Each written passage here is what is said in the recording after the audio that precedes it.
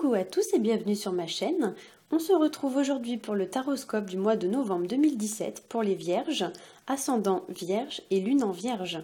Si vous ne connaissez pas votre signe lunaire ou votre signe ascendant, je place en barre d'informations un petit lien qui va vous permettre de le calculer. Ceci est un tirage général. S'il ne résonne pas avec votre situation, je vous invite à regarder le taroscope de votre signe ascendant et celui de votre signe lunaire afin d'avoir un complément d'information. Je vous ai fait un tirage en 3 cartes avec le Rider Deck Tarot. La première carte représentera votre situation actuelle. La deuxième carte va représenter les obstacles que vous rencontrerez au cours de ce mois. Et la troisième carte représentera l'évolution de votre situation. J'ai décidé de rajouter 2 cartes supplémentaires qui vont être tirées chacune de 2 oracles différents. Il y aura une carte issue de mon oracle de Béline et une carte issue du grand oracle de l'amour qui viendra nous donner un petit éclairage supplémentaire sur le plan sentimental. Alors, on va commencer tout de suite avec la première carte qui est la carte de la roue de fortune à l'endroit. Alors, à l'endroit, la carte de la roue de fortune, c'est une carte qui nous parle de changement, qui nous parle de fin de cycle et de début d'un nouveau cycle. C'est une carte qui nous parle également de mouvement. Donc, avec cette carte, il y a l'idée qu'on tourne une page ou un chapitre de notre vie pour passer à un nouveau. Il y a l'idée aussi qu'on a envie de nouveauté, on a envie de changement, parce qu'on se sent un petit peu à l'étroit dans notre vie actuelle. On se rend compte éventuellement aussi qu'il y a des choses qui ne vont plus, qui ne nous épanouissent plus, et on a envie d'y remédier de manière assez rapide et assez tranchée.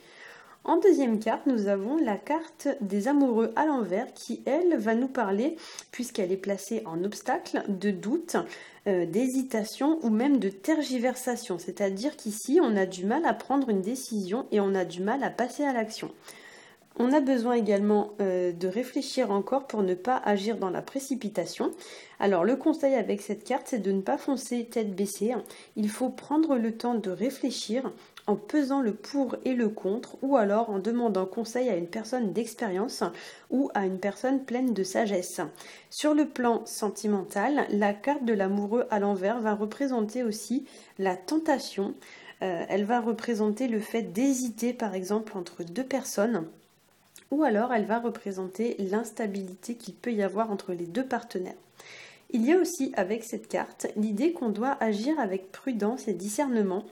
Ça peut représenter également le fait d'être trop centré sur soi, donc trop égoïste, par exemple pour les gens qui sont célibataires.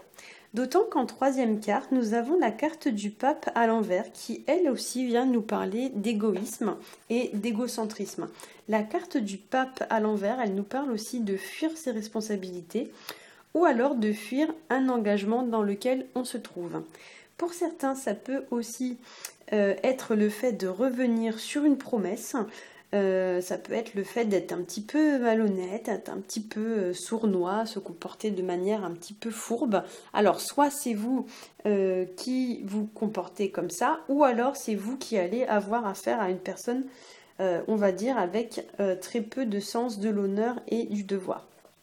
Pour certains, avec la carte du pape à l'envers, ça peut venir aussi nous indiquer la fin d'un engagement ou la fin d'un contrat. Donc ça peut être la fin d'un bail, ça peut être la fin d'un contrat de travail, ça peut être la fin d'une amitié, ça peut être la fin d'une relation sentimentale ou alors la fin d'une collaboration professionnelle. Attention aussi avec la carte du pape à l'envers, dans certains cas, elle peut également nous indiquer le fait de chercher à prendre le pouvoir par la force, c'est-à-dire que on serait prêt presque à écraser les autres pour avoir davantage de pouvoir. Donc si c'est vous qui êtes dans ce cas-là ou si vous avez affaire à ce genre de personnes, le conseil ça va être de s'affirmer et de ne pas se laisser marcher sur les pieds. Et si c'est vous qui êtes comme ça, il va falloir redescendre quand même d'un cran. Voilà. Alors, si c'est vous aussi qui êtes représenté comme ça, faites peut-être preuve un peu plus de douceur et de compréhension. Ne cherchez pas à abuser de votre autorité pour nuire aux gens. Il y a l'idée d'agir avec le respect. Le pape, c'est une personne qui est très respectable et très respectée. Donc ici, il y a l'idée quand même d'agir avec un certain respect, d'agir aussi avec sagesse et bienveillance. et de miser sur la communication pour résoudre la situation. On vous demande peut-être aussi avec la carte du pape de davantage écouter les autres et peut-être aussi de vous poser en tant que médiateur lorsque vous êtes confronté à une situation un petit peu conflictuelle. On vous demande de ne pas envenimer le conflit mais plutôt de vous poser en médiateur. Donc j'ai rajouté une carte issue de l'oracle de Béline et donc j'ai tiré pour vous ce mois-ci la carte qui s'appelle Départ, donc c'est la carte numéro 12. Alors pour ceux qui ne connaissent pas vraiment le tarot, enfin l'oracle de Béline, chaque série de cartes ici est régie par un astre ou par une planète. Pardon. Donc ici nous avons la lune donc là c'est la carte qui est issue de la série de la lune. Toute la série de la lune, donc ce sont des cartes qui sont ni bonnes ni mauvaises, c'est des cartes qui sont on va dire assez neutres. Mais c'est vrai que tout ce qui est représenté par la lune vient indiquer un côté un petit peu mystérieux, un peu caché quoi. Donc c'est vrai que c'est des cartes qui sont, elles sont assez neutres mais ça indique quand même des choses qui sont peut-être cachées au fond de nous. Donc ici avec la carte départ, ça nous parle un peu de stagnation, ça nous parle de changement qui pour certains mettent du temps à s'opérer dans notre vie. Ça parle également de la fin d'une situation ou d'une relation, donc c'est-à-dire qu'on est sur le départ. Ça parle aussi éventuellement d'un départ dans le sens physique du terme, donc peut-être que pour certains vous allez avoir des déplacements à faire au cours du mois ou même un voyage. C'est une carte quand même qui est assez passive. Donc ici, on pourrait vous indiquer certains retards, voire même certains blocages, c'est-à-dire que la situation dans laquelle vous vous trouvez stagne un petit peu, voire même est complètement bloquée. Ça parle aussi d'avoir envie d'un nouveau départ dans sa vie, avoir envie de changement, de renouveau. Ça peut aussi parler avoir envie d'une nouvelle relation, d'un nouveau travail, etc. L'idée globale de la carte, c'est vraiment voilà, fin de cycle et début d'un autre cycle pour des jours meilleurs. Il y a l'idée voilà, de prendre le large. C'est bien représenté par la carte. Hein. Voilà. Alors, on va passer à la carte qui est issue du grand oracle de l'amour. Donc, j'ai tiré pour vous ce mois-ci la carte arrêt, qu'on appelle aussi la carte stop.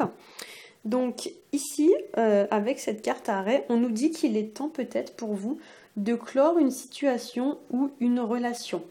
On voit, voyez, au fond de la carte un ciel qui est très nuageux. On voit un tout petit peu d'éclaircie au fond, mais c'est vraiment très très nuageux. Donc là, peut-être qu'on vous dit que la situation est devenue très très trouble et qu'il est préférable peut-être d'en finir. En fait, soit il est temps de clôturer une relation ou une situation, ou du moins de la clarifier. Avec cette carte, on vous demande peut-être aussi de stopper un peu vos activités et de prendre du temps pour vous et pour vos proches.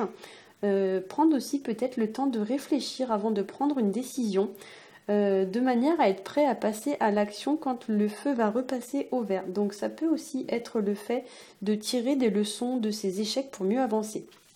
Il y a aussi pour moi l'idée voilà, de mettre en lumière certaines choses dans sa vie. Peut-être qu'on a besoin de mettre en lumière des personnes ou des situations qui ne nous épanouissent plus pour que le ciel redevienne à nouveau bleu.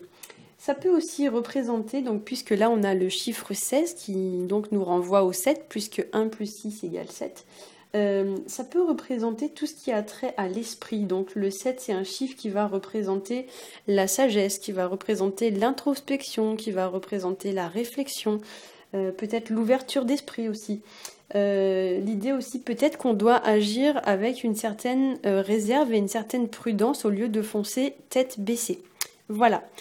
J'espère que ce tirage vous aura plu. Si c'est le cas, n'hésitez pas à liker, à vous abonner et à partager.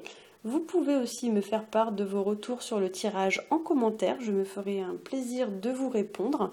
De même, si vous avez des idées de tirage que vous voulez me soumettre, je suis ouverte à vos propositions, il n'y a pas de souci. Donc si je peux réaliser quelques tirages pour vous faire plaisir, je le ferai très volontiers. Voilà, je vais vous souhaiter un très bon mois de novembre et je vous retrouve en décembre. Bye bye!